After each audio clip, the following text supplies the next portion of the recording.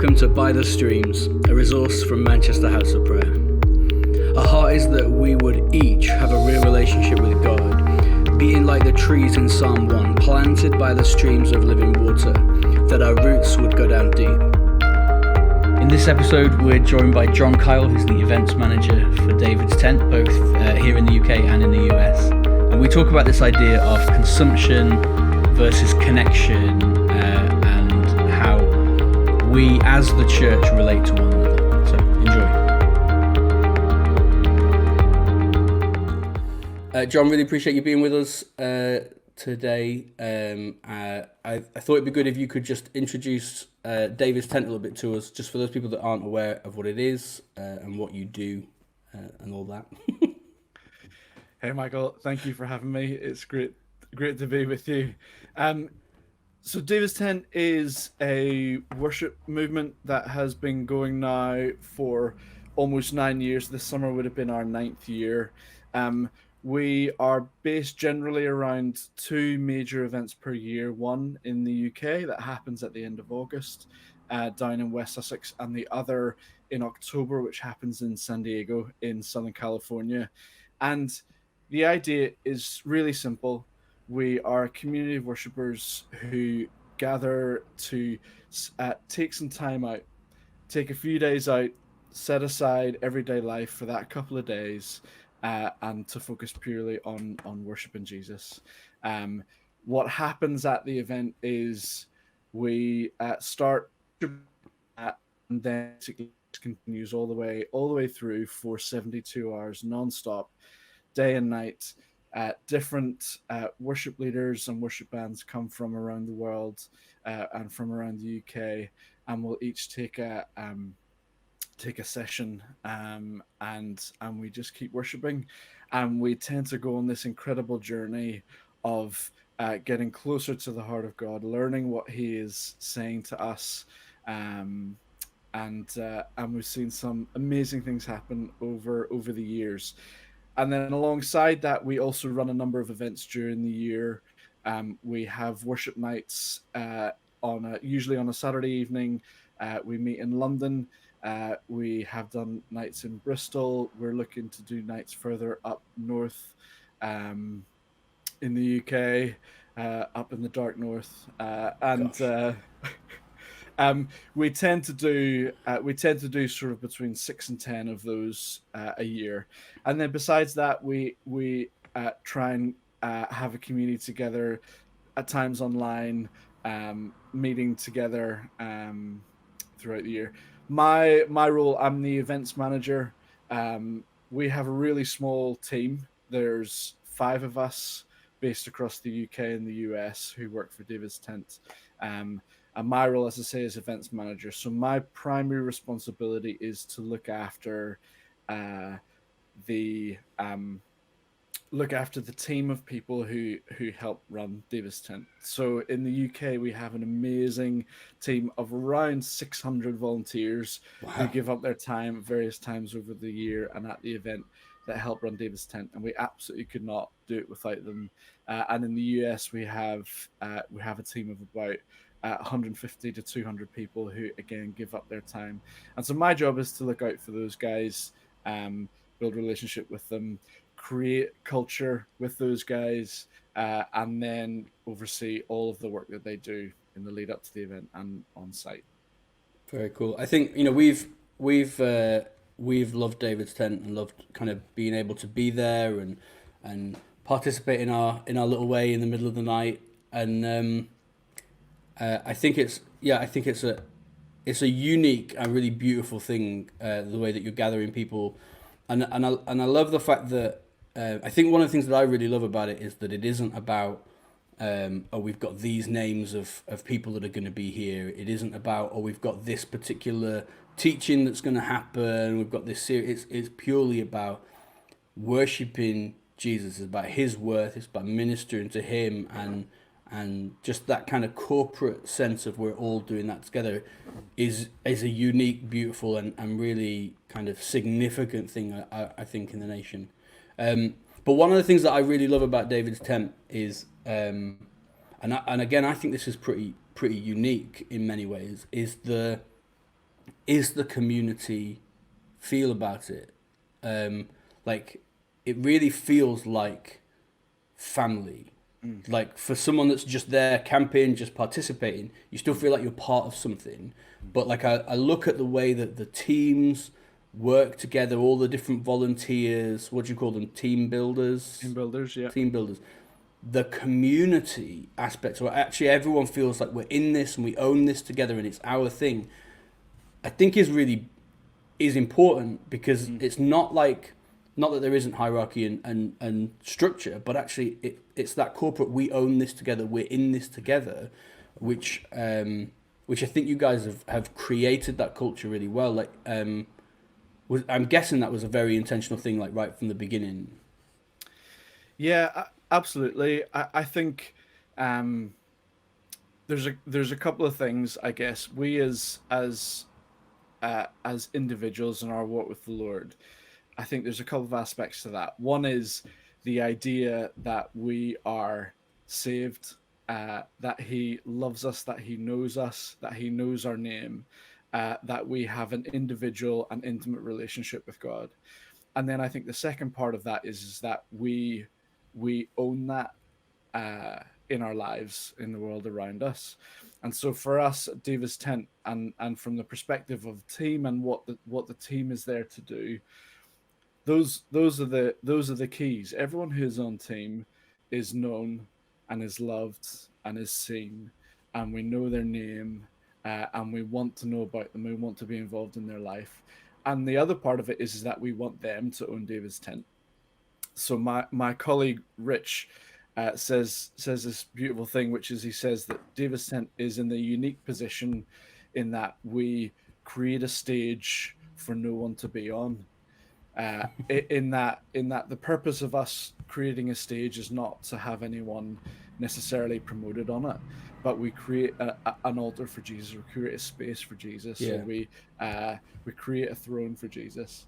Um, and that's the same across the whole sort of organization and all that we want to do. I yeah, think the other thing about it is our purpose and the intention that we set out on was to create the culture of the kingdom. So we have the sort of the I guess the blessing and opportunity, or the what's the right way to put it? I guess the opportunity in that we aren't officially affiliated with any one church network or one expression, and actually the advantage of that is that we can be open to many expressions. We want to be open to anyone coming from any background. So we have everything from Church of England through to the charismatic Catholics, through to the Pentecostals. Everyone is welcome to come and have their expression, and to express their faith and their love for Jesus there. And I think this idea of creating the culture of the kingdom, we're not creating the culture of David's tent. We want to create the culture of the kingdom.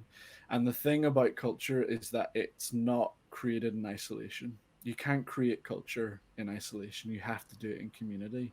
mm, And so our principle essentially is we want to build community so that we can change culture. And the opportunity that we have at our summer events in particular, whilst in one sense it looks like, well, what's the idea of I guess like wasting all this time in a field just singing? Like where's the input, where's the preaching, where's the opportunity to learn? I think we want to look at it in the sense of this is 72 hours that we set aside in the context of our whole lives, or the context of our whole year, as people who want to build the culture of the kingdom. So we see that time very much as um, preparation for what happens whenever you leave Davis Tent. And again, it's the idea of Davis Tent is not about that particular place. It's not about the specific tent. Whilst they hold significance, and whilst we see God move, because we set aside that time and that place, it's set in the context of we're all children of God, and we're all there to build the culture of the kingdom in our everyday lives, I guess. yeah. Man, there was so much in what you just said that I want to kind of I feel like we could go after. Yeah. When we started the House of Prayer, we were like we were intentional that it wasn't part of a local church for that same reason. Actually, if we want to do something that's going to be for the whole church, then it kind of needs to not be affiliated to a thing, or at least that makes it easier for it to be accessible anyway.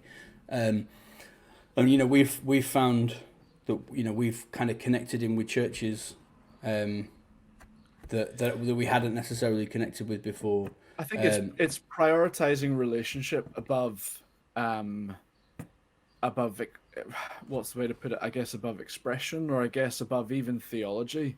Like our basis is relationship with Jesus and relationship with each other, and there's definitely space for affiliation, and there's definitely space for denomination and all those sorts of things. I think um as you said, it's a choice out of hopefully um, a sort of positive way of looking at how can the kingdom be as wide as possible. yeah, no, for sure. And I think um, Sorry, I wrecked your train of thought there. no, it's all good. It's all good. I just realized I was about to start something. I was like, I actually don't know what I was going to say. It was something really good though. Honestly, it was going to blow your mind. It was going to be so good. It's so killer. You were like, just let's just react to it as if it happened. Oh, Ah, glorious. ah, Um, okay, well let's keep pressing on because so when I knew that I wanted to talk to you because we've been getting to know each other over the last few years and it's been glorious and I've loved the different things that we've been to where you've got to share some stuff. Like mm. I love the insight that you have and there's a real there's a way that you communicate and it's like there's a softness to it and it's approachable, but there's like depth to it, which I really love, and I think the accent helps with that as well. But when I got in touch to say let's have one of these conversations, let's talk about something, and I asked if there was anything that was on your heart, and suddenly it was like, oh, this I think is a really important thing for us to talk about, which was this idea of consumption versus connection. So I think it's interesting that the priority of what David's tent is, as much as it, I mean, the priority is Jesus, but the culture that's created around that is this kingdom culture, this connection, this fact that it's people doing stuff together. So of course, the thing that the Lord's talking to you about is connection. But do you want to just kind of just share a little bit of what it is you feel like the Lord's been talking to you about in that whole consumption versus connection kind of thing? Yeah, I think I mean, I don't know if anyone has noticed, but we're sort of in a kind of unique situation at the minute. Um, let's play coronavirus bingo for a second. Unprecedented, I think, Yeah, is we've used that a thing. lot. Yeah, Uh, um, I actually can't think of any others. It's we've been here for so long that it's sort of become the normal, hasn't it? But I think to get back to your point, or your question, what has happened through this whole being in lockdown and lots of the sort of the structures that we had built up to this point just being taken away from us overnight. I think I think it has, and I think it should, and I sort of vehemently want to fight for the idea that is that we have an opportunity to ask the hard questions about what it is that we do, and the from everything from the way a church meets on a Sunday. Um, as a quick aside, the conversation that we're having in our church currently is what about our Sunday services? What about the nature of how we met? What of that is good? And actually, what of it had we just fallen into a pattern with? And actually, the question now is it had potentially become uh, about the idea of the big show on a Sunday. And actually, what we want to happen, our pastor, a guy called Ben, Ben Jones, amazing guy. He actually said the other day, he's like, our goal is that whenever we get to meet again on a Sunday, it becomes a celebration of the things that God has done on Monday to Saturday in our lives and in the world around us. So I think what is happening is we have an opportunity to ask these frankly hard questions. So questions about like, uh, well, to go to the nub of it, where are we consuming and where are we connecting? Mm. And I think the what happened at the start of coronavirus was all connection was taken away, and uh, and that was quite unsettling and quite frightening. Um, and then we have been developing these ways in which we can express our faith, some of which I think are incredible.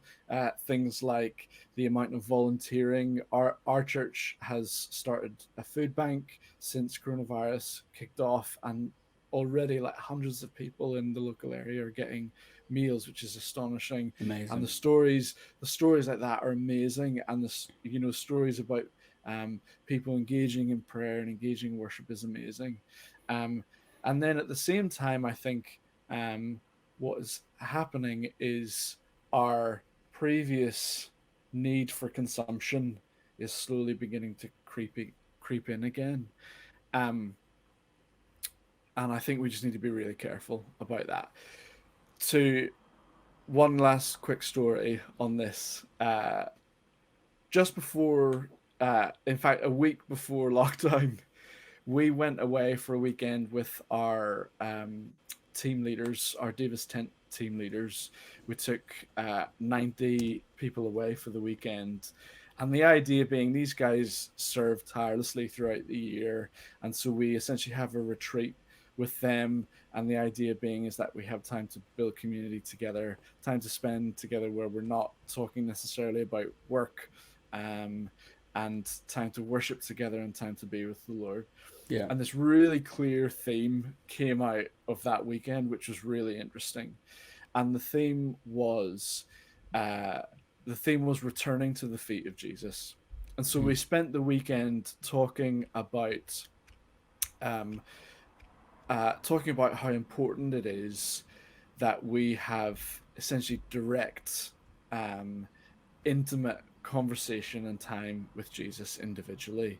And we talked all the way from sort of practical ways in which we do that through to talking about some of our experiences, through to talking about on a sort of, on a life level, whenever it hits the fan, uh, we need to be able to go directly there. There was this beautiful picture um, of water sort of digging paths through the field. And actually, what those paths are is when the time comes, they're the shortcut, they're the route that we take, the well trodden path that we Mm. take to the feet of Jesus. And so we had this conversation about how the necessity for us to have an intimate relationship with Jesus whenever things go wrong and just the need for that is really key. And then, cut to a week later, all of us are at home alone, locked down, like the world turned upside down, and we're thinking, what on earth is going on?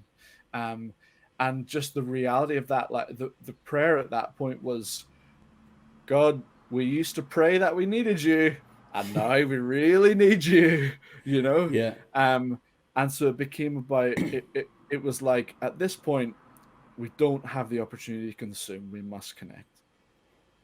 Now I think bring that on. I think my heart for us as the church, and I say that as sort of like, the royal we, the worldwide church, is I want us to take the opportunity to ask, what is it that we're doing now, and how do we look forward to whenever this begins to dissipate? What are the things that we're doing that are real points of connection, and what are the things that we're doing that are becoming consumption? Uh, to to be a sort of naysayer on the Zoom culture for a second, not to knock it down, because actually I think in a moment like this, um, it has been a vital resource. Hmm. And to be able to live stream church, to be able to do prayer meetings on Zoom, has been amazing, and has, to be honest, probably sustained. Well, let's be real. It's not Zoom that is sustaining the church. It's the power of the Holy Spirit that's sustaining the church. Yeah. And he just so happens to be using Zoom at the minute, which is great. But I think a note of caution, which is that it has become, if we're not careful, what the new normal becomes sitting on the sofa with a cup of coffee watching church on TV, and uh, and that frightens the absolute life out of me, because my primary role in life is to hug people. Like, I'm a bit of a hugger, and to go for 10 weeks without hugging anyone has been actually really hard and really dreadful. Uh, did you know that hugging, if you hug someone, you should hold on for more than 10 seconds, because once you get to that point, it begins to have a positive physical effect on your body. You saying And for it that first actually, 10 seconds, it's a negative physical effect? yeah, for that first 10 seconds, it's just awkward. It's a little bit weird. It's an invasion of personal space. But after that, it's like, it's all the good stuff. And it brings like positive reinforcement. It's psychologically healthy for you. It's physically healthy for you, etc., etc. So I just am desperate for us to get back to hugging, to be honest. That's what this is all about. At That's the what end this of is the all day, about. This is a cry. I'm just a desperate man in my house, just crying out for someone to hug. I mean, what about, why don't you start with your wife and children? I mean, I hug them every day. My kids are not interested in it anymore. They're like, oh, dad. That's funny. So I think I I've heard a few. I've been on a few different Zoom calls, obviously, with One or two. with House of Prayer leaders and prayer leaders and different people around the country, and just kind of just processing like what's going on and how we respond, and all this stuff. And one of the things that's been talked about is this idea of, is the church ready for what it's going to look like in the new season? Like, are we actually, you know, are we asking those big questions of moving forward? And a few of the responses that we've had have been like, oh yeah, we're thinking about how we might use technology differently, or maybe we'll start doing live streaming as well as the live. And I feel like the technology is not even really what we're talking about. And I think you've kind of hit on a few of the things that really I'm wrestling with, which isn't how are we technologically going to move forward, and isn't how are we going to move forward in a way that conforms with social distancing rules, but actually we've been through, and we are currently still going through something incredibly unique. Um, and if we aren't asking ourselves the questions of what's our priorities in this, like what are the things that the Lord is asking us to do, like we went through a bit of a reset season in 2018, as did a few other kind of ministries that we're connected with. This sense of actually the Lord was asking us to put on pause what we were doing, so we got to voluntarily reset and pause, and then 2 years later he's forced everyone to do it. But we went through this little season, and it was an opportunity to reassess actually what are our priorities, why are we doing what we're doing. And actually when we came out of that, like we came out of it with some beautiful testimonies, and actually our entire ministry was transformed as a result of us engaging in that process of reset. Like I got a ton of testimonies. The main one is in the middle of this reset where the Lord asked us to minister His heart. He gave us this prophetic word, and we were wrestling with it, and some of it was to do with some prophetic acts. So we went and we were those crazy Christians doing some weird prophetic acts around the region. We were salting rivers. One of our team was throwing Bibles into canals. It was nuts. It was the whole thing that was going on. And I struggle with prophetic acts, but I want to be obedient. If the Lord asks us to do something, if it's weird, I'll do it. Yeah. And I'd rather do it and the Lord do Yeah. something than not do it and nothing change. The next day, I got a phone call from the CEO of the Message Trust, which is a large charity here in Manchester. and he wanted to talk about night and day worship and prayer in the city of Manchester. And fast forward a couple of months, they gave us a building, and for the Amazing. first time in at that point, the first time in 9 years of doing the house of prayer, we were going to have a place that was ours. Yeah. And I honestly believe that that came out of this season of sitting at the Lord's feet, just being obedient, Yeah. like just going with where He was taking us, and asking our community, asking ourselves, what's what's the priorities? What are we actually gonna do moving forward? And it really does feel a little bit like this is an opportunity for all of us to Yeah. look at those things. And I think even on the kind of on a personal level, not even just like you know, every ministry gets to reassess what they do and how they move forward. Like as people, like we Yeah. we have this opportunity to go, all the things in my life that I cannot do any of those things. I cannot go out of the house. Mhm. A lot of people can't go to work. A number of people like yourself are furloughed, so we can't even, it's not even like we can work on what we want to work on from home. Like we have to stop, Yeah. and we sit at home, and we've got the kids running around. We've got to figure out how to teach them and educate them, and on all this stuff. Like it's an opportunity for us to assess our lives and go, what are our priorities and what aren't our priorities? What are the things that the Lord is actually calling us to do? And what are the things that we were just doing because we just fell into the habit or the tradition or whatever Yeah. language you want to use of doing those things? Yeah. Um, and we're presented, even as now that the lockdown is seemingly starting to ease off, and Mm. who knows what's going to happen with that second spike, all that business. But like as things ease off, we all get to choose Yeah. how are we going to move forward with this? Like, Yeah. what are our priorities going to be? Yeah, so I think that's really I think that's great. I love hearing your stories of the journey that you went on, and testimony is so powerful, isn't it? And yeah just like this is where God has brought us. I think a couple of things on I desperately just to remember the testimonies of what we have from this time, because it's so powerful. And coming out of it, let's not just be like, oh, we got a killer setup for live streaming. I owe COVID. Thanks for that. I think I think the other thing is uh, sort of nationally speaking, and in terms of where the country is at.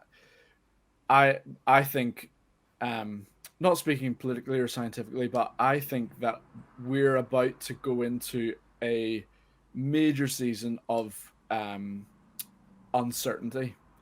So there's a degree of certainty about being locked in your house. In some ways, it was the most certain thing we've experienced for a long time, which is mm, stay in your house and don't go out. Pretty easy, yeah and there's all the stuff to deal with. Now we're sort of sociologically coming into this sort of phase where uh, there's a bunch of classic sketches have gone out off the back of Boris Johnson's famous speech now a few weeks ago. Go to work, don't go to work. Go out, but don't go out. That yeah classic speech. And now all of a sudden we're in this place where we're like, uh, the government has kind of said, do what you want, just be sensible. And now we have in my view, there's everyone is going to be racked with this sense of uncertainty of, should I go out? Should I go back to work? Should we meet up at church again? Can I have people around for a barbecue? Whenever I go to the supermarket, do I avoid people, or actually is it okay? Should I be 2 meters away or 1 meter away? And uh, I I think I, I think it's going to be tough. Like the next number of months are going to be tough because there's going to be so much uncertainty. And I think my hope is that the questions that we have asked up to this point and should keep asking, which is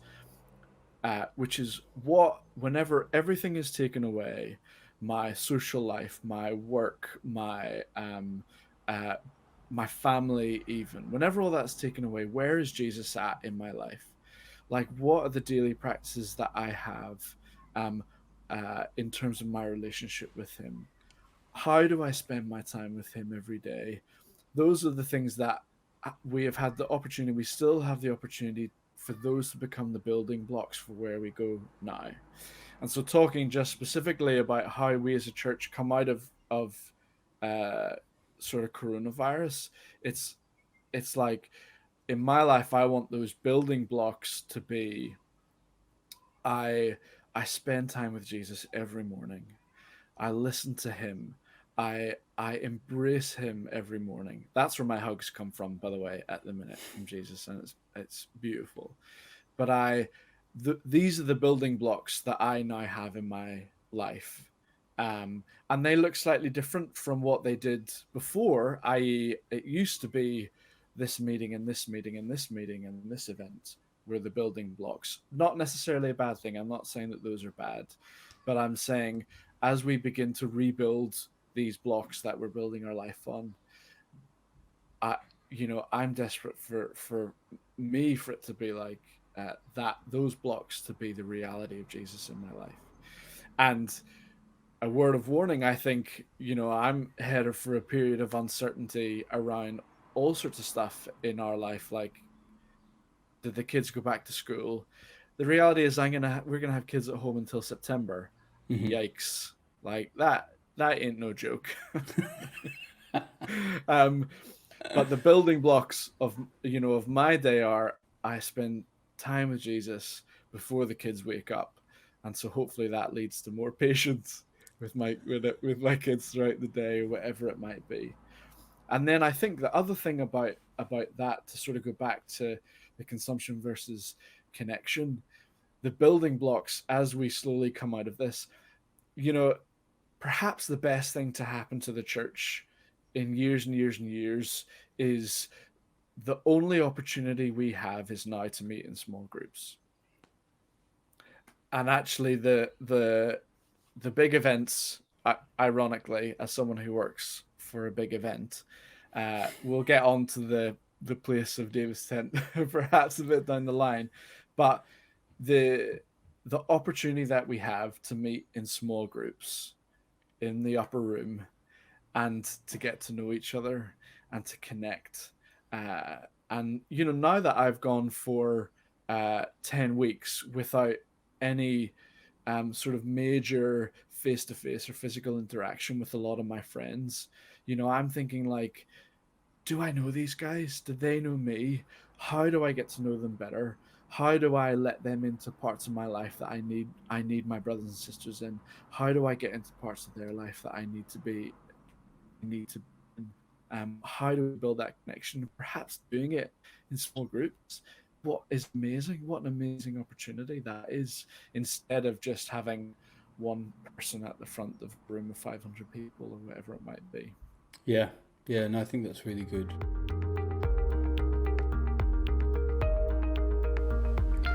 Thanks for joining us for this episode. We pray that you would encounter the Lord through what's been shared. To find out more about who we are, head to mhop.org.uk or find us on Facebook or Instagram at mhopuk. For information about By the Streams, head to mhop.org.uk/by the streams. Bless you.